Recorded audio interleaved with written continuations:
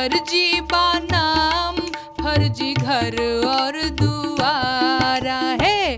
डाका तो डलला साहेब धीरे धीरे, डाका तो डलला साहेब धीरे धीरे, सेंध मारी तू कैला साहेब धीरे धीरे, हमार वोटवा चोरैला साहेब धीरे धीरे। साहेब और केचुआ के मन में बाकाला, जनता से गारी आज सुन बहो साला है।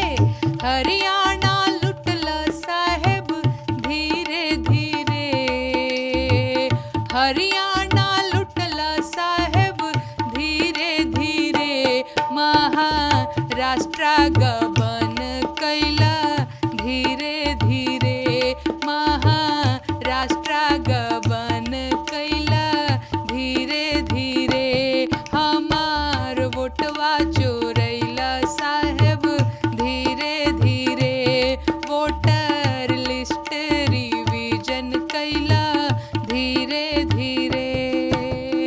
और बिहारी बूझ करके हमको बुड़बक समझे हो का? एक लाइन और। लुंगिया गमछा देखी बुझल गम